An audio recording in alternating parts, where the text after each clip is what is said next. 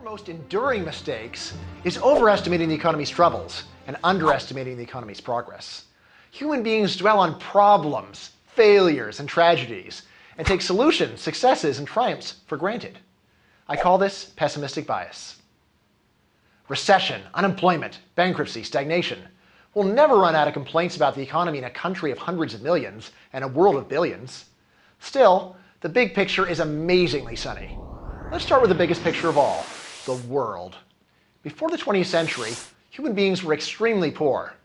In 1900, the world had about 1.5 billion people, typically living less than 50 years. Famed economic historian Angus Maddison estimated that the average citizen of Earth survived on under $1,000 a year. In 2012, we've got about 7 billion people, typically living almost 70 years on about $8,000 a year. It gets better.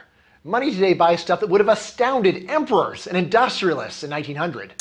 Many of the goods we take for granted, like planes, medicine, cell phones, and internet, were unavailable at any price. They simply didn't exist.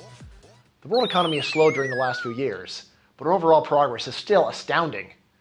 World income per person grew about 33% from 1998 to 2008, way faster than during the previous 3 decades.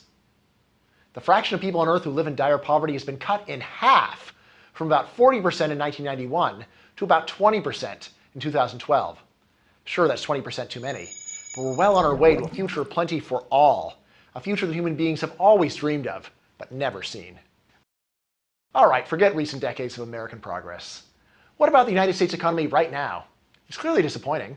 Real income per person rose by a relatively grim 7% from 2001 to 2011. But that's not stagnation, and certainly not decline. And as usual, we have some amazing new products that used to exist only in imagination. Before 2005, you couldn't have watched this video on YouTube because there was no YouTube. Human beings have struggled to improve the world for centuries. If these mighty efforts had really given us only stagnation and decline, it would probably be time to give up in despair. But happily, that's not the case. Economic progress has been shockingly swift for over a century. The mighty efforts of billions of people to better their lives are paying off around the world. While there's still plenty of room for improvement, we have much to be grateful for, and there's every reason to think that the best is yet to come.